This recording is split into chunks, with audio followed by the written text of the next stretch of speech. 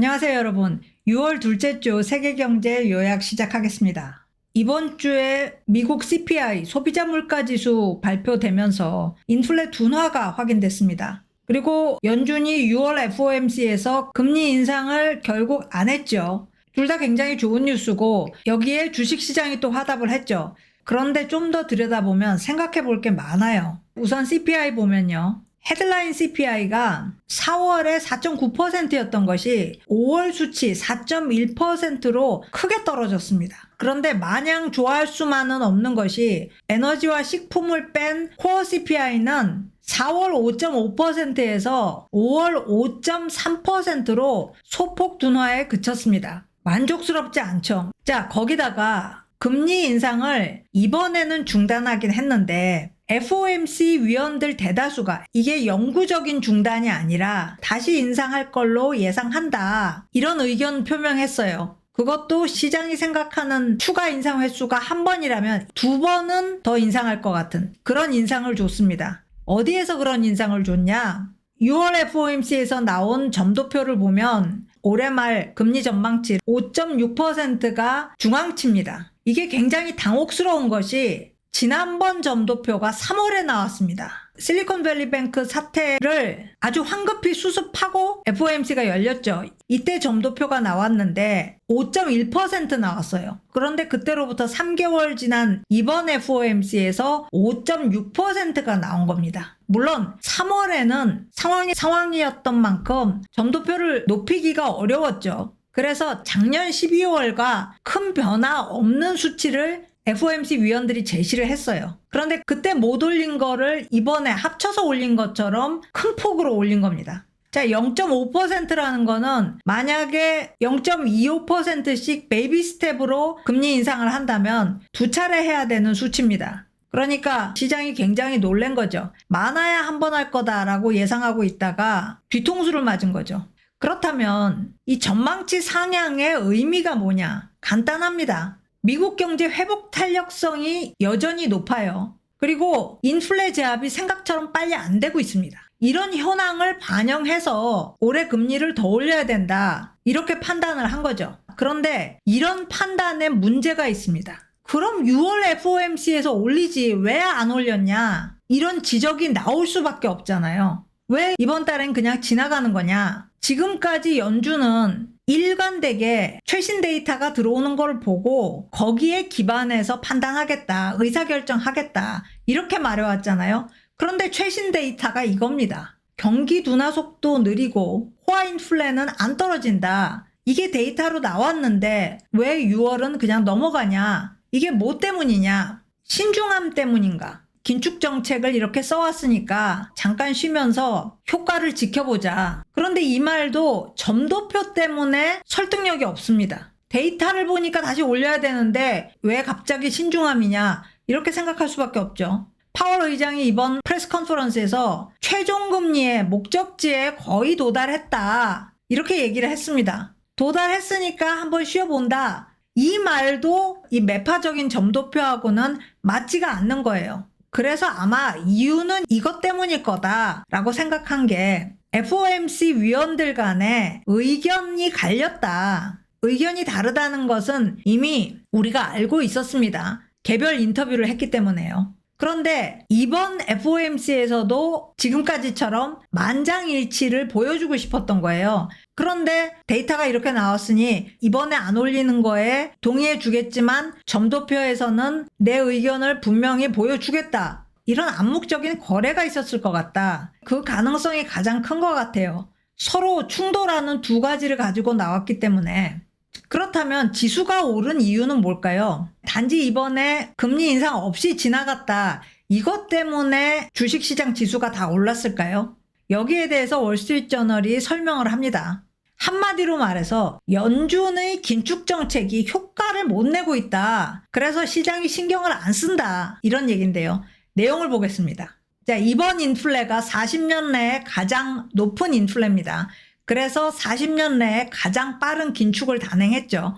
이렇게 급속하게 금리를 올렸습니다. 그리고 최근에는 속도를 많이 줄였죠. 그래서 지금 미국의 기준금리인 연방기금금리가 범위로 5%에서 5.25% 사이에 있습니다. 상당히 높은 금리죠. 그런데 문제는 이 금리가 명목금리라는 데 있습니다. 인플레를 감안한 실질금리를 보면 1.4%밖에 안 돼요. 5%대와 1.4% 차이가 굉장히 많이 납니다. 그런데 실질금리를 기준으로 보면 1990년 이후 긴축 사이클 중에 이번 긴축이 특별히 높은 게 아니고 빠르지도 않아요. 거기다가 1960년 이래 침체 전에 금리가 1.4% 이하였던 적은 한 번도 없었다. 다시 말해서 1.4%라는 실질금리를 가지고는 침체가 올 수가 없다. 이런 얘기가 되는 거죠. 자, 연준이 금리를 올리면 여러 가지 변화가 일어납니다. 첫 번째, 주가가 하락하고요. 두 번째, 장기 국채 수익률이 상승합니다. 그리고 달러도 상승하죠. 이 교과서적인 세 가지 효과가 긴축 시작한 지 첫 6개월 동안에는 나타났어요. 그런데 작년 10월부터 6개월이 지난 시점부터는 이 효과가 반대로 나타나는 겁니다. S&P 500이 작년 10월 저점 대비 20% 이상 상승했습니다. 그리고 10년물 국채 수익률은 하락했습니다. 달러도 하락했고요. 자, 금리를 올리면 사람들이 돈을 덜 빌려간다, 투자를 덜 한다. 이것만 가지고 긴축 효과를 내는 게 아닙니다. 주가 하락, 국채 수익률 상승, 달러 상승 이런 게 다 합쳐져서 긴축 효과를 내는데 금리를 올리기만 했지 다른 긴축 효과들은 안 나타났다는 거죠. 오히려 반대로 갔다는 겁니다. 왜 이랬을까? 주식시장이 상승한 이유는 참여자들이 경기가 둔화할 거다. 그리고 은행이 대출을 재고 있고 이렇게 되면 연준이 금리를 곧 인하할 거다. 이런 기대 때문이에요. 이 기대가 말도 안 되는 기대가 아닙니다. 연준 위원들도 비슷한 시나리오를 가지고 있을 거예요. 그런데 문제는 현실에서 경기가 둔화되고 있는 모습이 그렇게 안 보인다는 거예요. 오히려 경기는 유지되거나 또는 어떤 점에서 회복되고 있습니다. 이번 FOMC에서 연준이 경제성장 전망치를 1%로 내놨어요. 지난 3월에는 0.4% 성장하는 걸로 전망을 했어요.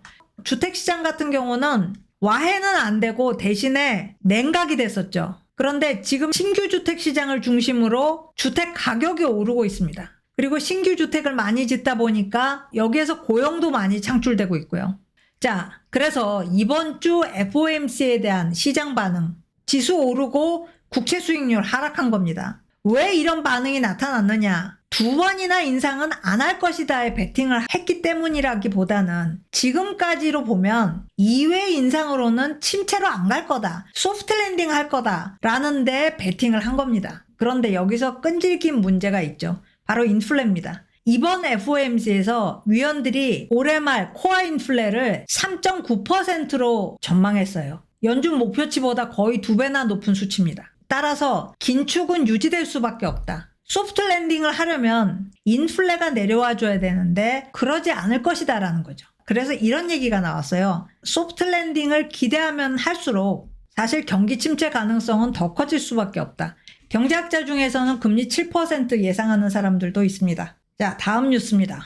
이번 주에 굉장히 재미난 일이 있었어요. 글로벌 4대 경제대국이 전부 금리 결정을 했습니다. 그런데 각자 다른 길로 갔어요. 자, 미국은 긴축을 일시정지했습니다. 반면에 EU는 긴축을 계속했죠. 또 중국은 완화 정책 쓰고 있었는데 더 확대했습니다. 일본도 완화 정책 쓰고 있었는데 일본 같은 경우는 유지했습니다. 자, 이렇게 되면 통화가치 차이가 서로 더 벌어질 텐데 이게 또 앞으로 이슈가 될 수 있겠죠. 미국 얘기는 지금까지 했으니까 유럽을 보면 유럽이 현재 기술적 침체 상황입니다. 근데 사실 유럽은 기술적 침체와 침체를 구분하지 않아요. 미국은 분기 경제 성장이 2번 연속해서 마이너스가 나오면은 기술적 침체라고 얘기하지만 노동시장이 큰 타격을 받지 않는 한 실제로 침체라고 규정을 안 합니다. 그런데 유럽은 연속 2분기 역성장이면 무조건 침체입니다. 자, 침체 상황에 들어와 있는데도 유럽 인플레는 지속될 걸로 예상이 되고 있어요. 그래서 이번에 유럽중앙은행이 금리를 또 올렸습니다. 0.25%포인트 인상해서 지금 기준금리가 3.5%에 도달했어요. 미국 기준금리가 대출금리인데 반해서 유럽 기준금리는 예금금리입니다. 그러니까 서로 맞비교를 못하는 거죠. 상당히 높습니다. 2001년 이래 최고치입니다. 자, 중국의 경제적 고민 얘기가 지금 몇 주째 나오고 있는데 5월 청년 실업률이 20.8% 기록했습니다. 지금 선진국 청년 실업률은 5% 미만인 경우가 많아요. 거기에 비하면 엄청나게 높은 거죠. 수출이 특히 급감했고 소매 판매와 산업 생산도 급락했습니다. PBC, 중앙은행이죠. 중국인민은행은 이번 주에 금리 3종 세트를 다 인하했고요. 이에 따라서 대형은행들도 금리 인하했습니다. 대출금리 물론 인하했고 예금금리까지 인하했습니다. 예금하지 말아라. 나가서 돈 써라 이거죠. 거기에다가 경기 부양을 위해서 1조 위안 상당의 특별 국채 발행을 중앙정부가 고려 중이라고 하는데 이거는 지방정부에게 계속 지방채 발행을 떠넘기다가 지방정부 부채율이 너무 높아져서 이번에는 중앙정부가 깃발을 들겠다 이런 거죠.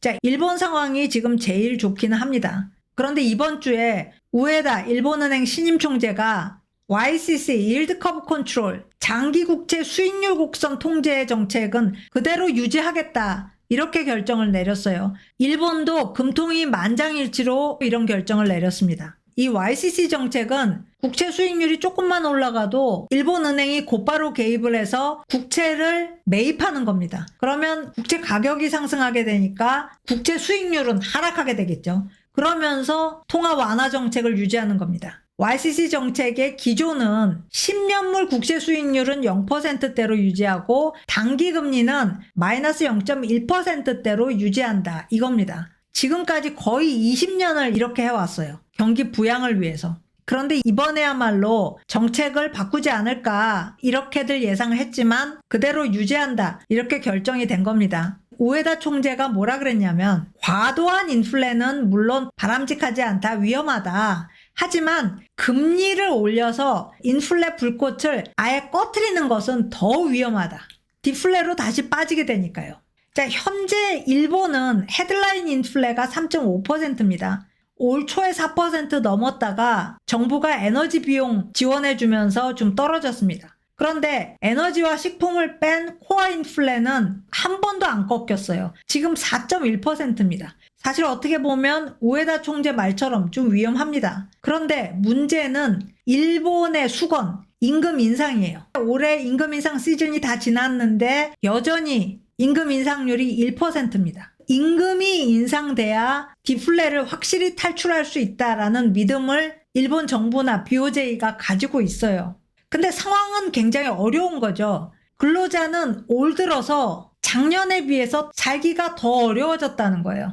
작년에는 임금 인상률 낮았지만 인플레도 낮았기 때문에 그냥 생활 수준 유지하면 됐습니다. 그런데 올해는 인플레가 올라갔는데 임금 인상은 안 됐다는 거예요. 그래서 일본 경제가 회생했다, 디플레 탈출했다라고 선언하기에는 아직 이른 것 같습니다. 자, 일본 증시는 굉장히 좋아요. 니케이가 10주 연속 상승을 했습니다. 최근 10년 내에 처음 있는 일입니다. 도요타 자동차 주가는 이번 주에만 10.6% 올랐어요. 이슈가 뭐였냐? 전고체 배터리를 2027년 또는 28년까지 상업화하겠다라고 선언을 했기 때문이에요. 꿈의 배터리죠.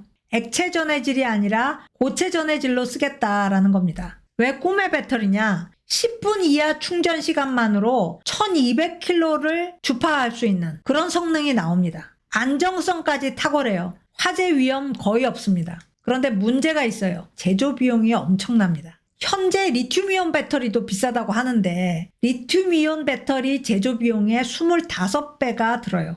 이 가격을 낮출 수 있다라고 공언을 한 겁니다. 도요타 자동차가 확실한 물질을 발견했다 이렇게 얘기하고 있어요. 그리고 물론 그 사이에 리튬이온 배터리로 달리는 자동차 생산에도 박차를 가할 거다 이렇게 얘기를 하고 있습니다. 작년 도요타가 순수 전기차 2만 대 팔았어요. 그런데 2026년까지 150만 대 판매 목표를 세웠고 2030년까지는 350만 대 팔겠다. 그러니까 8년 안에 판매 대수를 거의 170배 늘리겠다라는 건데요. 시장이 이게 허무맹랑한 소리가 아니다라고 생각했으니까 주가가 올랐겠죠. 이 정도 팔겠다고 하면 토요타는 테슬라와 라이벌 관계가 될 수밖에 없습니다. 그런데 테슬라 주가는 계속 급등하고 있어요. 올 들어서 2배 이상 올랐습니다. 일론 머스크가 이번 주에 파리에서 열리는 비바 테크놀로지 컨퍼런스에서 왜 이렇게 오르는지 나도 이유를 잘 모르겠다 이렇게 얘기를 했을 정도입니다.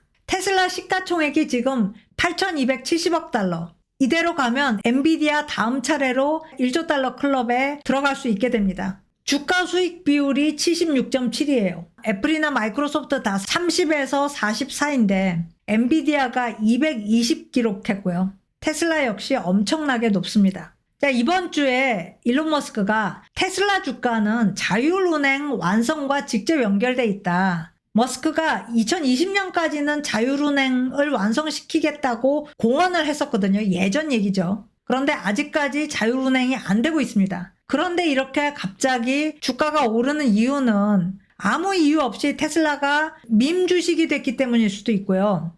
하지만 아마도 자율운행 완성과 관계가 있겠죠.